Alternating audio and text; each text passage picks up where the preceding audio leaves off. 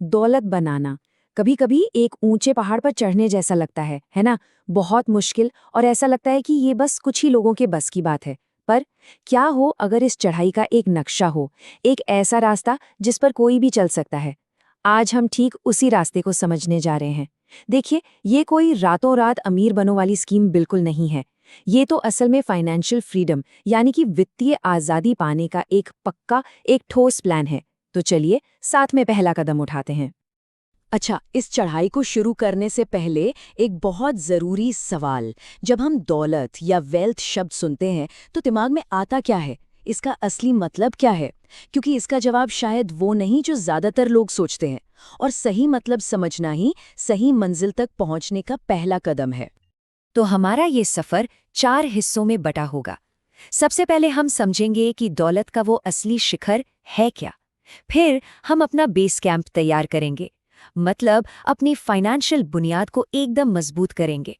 उसके बाद हम असल चढ़ाई शुरू करेंगे, और आखिर में हम बात करेंगे उस अनदेखी ताकत की जो इस चढ़ाई में हमारी सबसे बड़ी मददगार होगी, और वो है समय। तो आते हैं अपने पहले पड़ाव पर। हमें दौलत को ना एक बिल्कुल नए नजरिए से देखने की जरूरत है। क्योंकि यकीन मानिए, ये सिर्फ बैंक में पड़े नोटों का ढेर नहीं है। ये उससे कहीं ज्यादा, कहीं बड़ी चीज है। देखिए, अमीर होना और दौलतमंद होने में ना जमीन आसमान का फर्क है।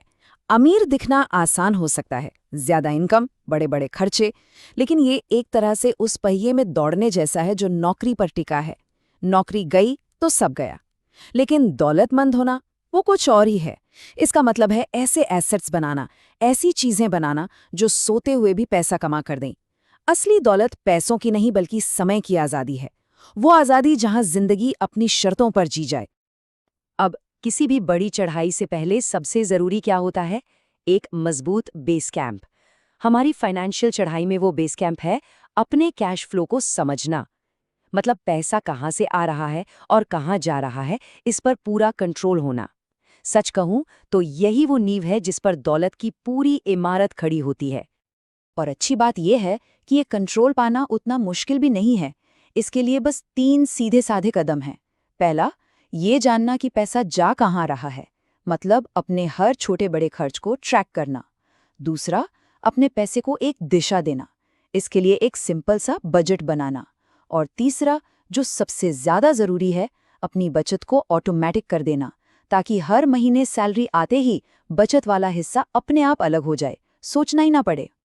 बजट के लिए ना एक बहुत ही पॉपुलर और सिंपल सा नियम है 50-30-20 रूल। मतलब अपनी इनकम का 50% हिस्सा अपनी जरूरतों पर लगाइए, जैसे किराया, घर का राशन, बिल्स।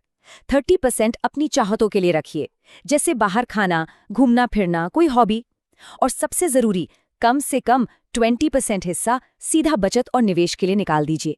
ये नियम पैसों को मैनेज करने का एक बहुत ही साफ और आसान तरीका है। तो एक बार बेस कैंप मजबूत हो गया और बचत की आदत बन गई, तो अब वक्त है असली चढ़ाई शुरू करने का। अब हम सिर्फ पैसा बचाने वाले डिफेंसिव गेम से आगे बढ़कर पैसा बढ़ाने वाले अटैकिंग गेम में उतरेंगे। तो ये निवेश यानी कि इन्वेस्टिंग आखिर है क्या चीज? बहुत आसान शब्दों में कहूं तो ये अपने पैसे को काम पर लगाने का तरीका है, ताकि वो पैसा और पैसा कमा कर लाए।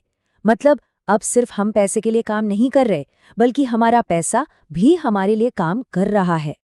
और बचत और निवेश में फर्क कितना बड़ा हो सकता है, ये जरा देखिए। सोचिए, अगर 1 लाख रुपए 10 साल तक सिर्फ एक सेविंग्स अकाउंट में पड़े रहें, तो वो बढ़कर मुश्किल से कुछ हजार ही ज्यादा होंगे। लेकिन अगर वही पैसा सही जगह निवेश किया जाता, तो वो 10 साल में बढ़कर लगभग 2 गुना हो सकता था। यही फर्क दिखाता है कि सिर्फ पैसा बचाना काफी नहीं है। दौलत बनाने के लिए निवेश का इंजन स्टार्ट करना ही पड़ता है। चलिए, अब हम अपनी सफर के आखिरी और शायद सबसे शक्तिशाली पड़ाव पर आते हैं। ये एक ऐसी ताकत है जो हमें दिखाई तो नहीं देती, लेकिन दौलत बनाने के खेल में सबसे बड़ा, सबसे जरूरी किरदार निभाती है। और वो ताकत है समय। कहते हैं कि कंपाउंडिंग दुनिया का 8वां अजूबा है। और जो इसे समझ गया, समझो उसने दौलत बनाने का सबसे बड़ा राज जान लिया। बहुत ही आसान भाषा में इसका मतलब है, जब आपके मुनाफे पर भी मुनाफा बनने लगे। ये बिल्कुल उस छोटे से स्नोबॉल की तरह है जो पहाड़ की चोटी से लुढ़कना शुरू होता है और नीचे आते आते एक विशाल गोला बन जाता है। चलिए अब इस जादू को असल में काम करते हुए देखते हैं। सोच कर देखिए, कोई हर महीने सिर्फ 5,000 रुपए का निवेश करता है। 10 साल में ये रकम करीब करीब 10 लाख रुपए बन जाती है।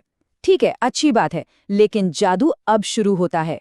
अगले 10 साल में यानी कुल 20 साल में ये रकम बढ़कर 40 लाख तक पहुंच जाती है और 30 साल बाद ये रकम 1 करोड़ का आंकड़ा भी पार कर सकती है। बस यही है कंपाउंडिंग की असली ताकत, जहां समय एक छोटे से निवेश को भी बहुत बड़ा, बहुत विशाल बना देता है। तो इस पूरी चढ़ाई का निचोड़ क्या निकला? दौलत बनाने का जो पूरा रास्ता है वो असल में बस 3 सीधी साधी बातों पर टिका है। पहला, अपना बेस कैंप मजबूत कीजिए, मतलब अपने बजट को समझिए और अपनी बचत को ऑटोमेटिक बनाइए। दूसरा, चढ़ाई शुरू कीजिए, यानी लगातार निवेश करते रहिए, भले ही शुरुआत छोटी क्यों ना हो। और तीसरा और सबसे मुश्किल काम, सब्र रखिए, समय को अपना जादू चलाने दीजिए। तो अब इस चढ़ाई का नक्शा हमारे सामने है, रास्ते के हर मोड़ की जानकारी है। सवाल अब सिर्फ एक ही बचता है, इस वित्तीय आजादी के सफर पर पहला कदम कौन सा होने वाला है?